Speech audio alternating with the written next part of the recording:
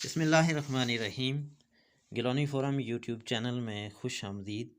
آج ہم آپ کو سید کی نشانیاں، اس کے خصائل، عادات اور سید کی پہچان کے حوالے سے بتائیں گے کہ جو اصلی سید ہوتے ہیں ان کی کیا پہچان ہے، ان کا کیا طریقہ کار ہوتا ہے اور ان کا کردار کیسا ہوتا ہے۔ ملا علی قاری رحمۃ اللہ علیہ سید کے اوصاف کی نشاندہی فرماتے ہوئے کہتے ہیں کہ سید وہ ہے جو مغلوب الغضب نہ ہو، سید وہ ہے جو خیر اور نیکی میں فائق رہے، اور سید وہ ہے جو مصائب اور شدائد میں لوگوں کی پناہ گاہ ہو، اور جو ضرورت مندوں کے کام آئے، تکلیفوں میں ان کا ہاتھ بٹائے اور پریشان حالوں کا درماں بنے۔ حضرت خواجہ گیسو دراز نے فرمایا، اہل بیت میں عام طور پر دو چیزیں پائی جاتی ہیں، ان سے کسی کو بھی خالی نہ دیکھو گے، یعنی سادات میں دو چیزیں بقول خواجہ گیسو دراز پائی جاتی ہیں، ایک تو خوف خدا ہوتا ہے ان میں، اور دوسرا عبادت خدا میں مصروف ہوتے ہیں۔ اس میں کوتاہی کسی بھی صورت میں ان میں دیکھنے کو نہیں ملتی۔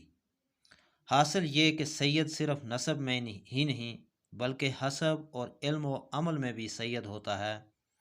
جس طرح شیر اور شاہین اپنے خصائص سے پہچانے جاتے ہیں، اسی طرح سادات بھی اپنے نسلی اوصاف سے پہچانے جاتے ہیں۔ یہ تو وصفی پہچان ہے۔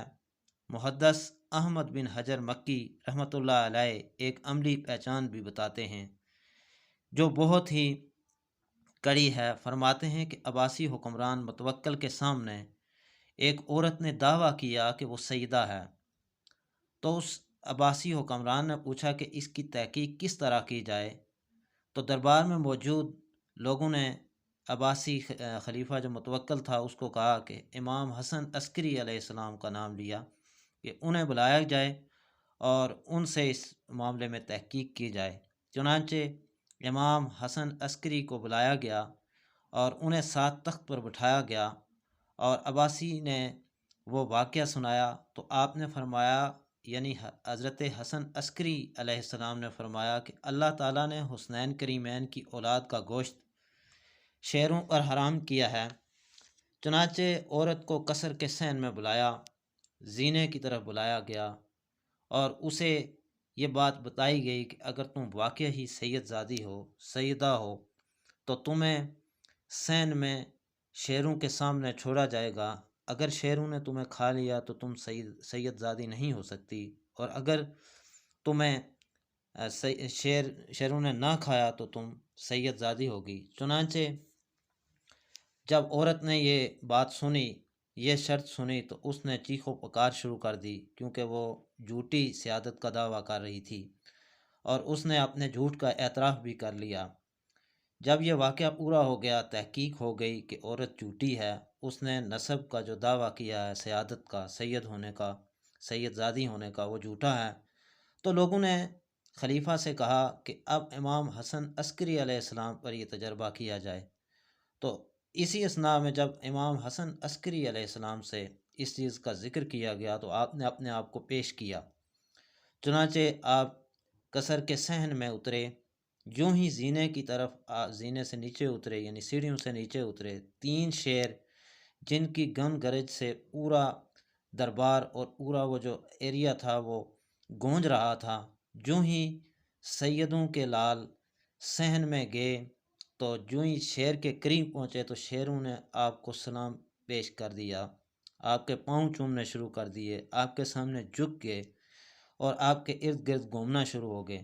چنانچہ امام حسن عسکری علیہ السلام نے ان کے جسم پہ ہاتھ پھیرے، ان سے گفتگو کرتے رہے۔ تمام مجمع یہ واقعہ دیکھتا رہا۔ کافی دیر تک امام حسن عسکری ان شیروں کے درمیان میں موجود رہے اور پھر کچھ دیر کے بعد وہاں سے واپس نکل آئے۔ جب خلیفہ نے اور اس کے درباریوں نے امام حسن عسکری کے ساتھ یہ جو واقعہ پیش آیا، جو شیروں کا رویہ دیکھا، تو وہ انتہائی متاثر ہوئے۔ چنانچہ خلیفہ نے امام حسن عسکری کو بے شمار انعام و اکرام سے نوازا اور آپ کو سلام پیش کیا گیا۔ اسی طرح لوگوں نے پھر عباسی جو خلیفہ تھا متوکل، اس کو بھی کہا کہ تم بھی ایسا کرو، تو اس نے کہا کہ کیا تم لوگ مجھے قتل کروانا چاہتے ہو؟ میں ہرگز ایسا نہیں کر سکتا۔ یہ تھی آل رسول کے فرزند کا واقعہ۔ اسی طرح امام ابن حجر مکی یحییٰ بن عبداللہ، امام حجر فرماتے ہیں کہ جب عبداللہ بن یحییٰ جو ہارون الرشید کے دربار سے بھاگ کر چلا گیا تو اسے جب پکڑ کے لائے تو اسے بھی شیروں کے ایک حوض میں ڈالا گیا، لیکن شیروں نے عبداللہ بن یحییٰ جو ہیں ان کو نہیں کھایا، اس طرح وہ بچ گئے۔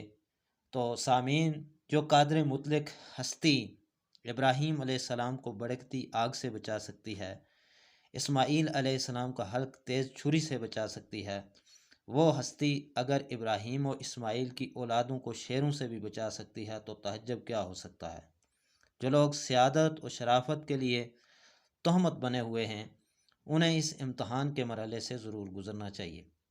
یعنی جو لوگ آج قدم قدم پہ اپنے نسب تبدیل کر کے سید بنے ہوئے ہیں، ان کے لیے ضروری ہے کہ وہ بھی اس طرح کے امتحان سے گزریں۔ سید اعلیٰ اوصاف کے مالک ہوتے ہیں، ان پہ اس طرح کے تجربات اگر کیے جائیں، جو لوگ جھوٹی سیادت کا دعویٰ کرتے ہیں اور وہ لوگ جو اپنے علم اور عمل سے دور ہیں، انہیں بھی ہم کہہ سکتے ہیں کہ انہیں بھی اپنے آپ پر غور کرنا چاہیے کہ کیا وہ صحیح کر رہے ہیں یا نہیں۔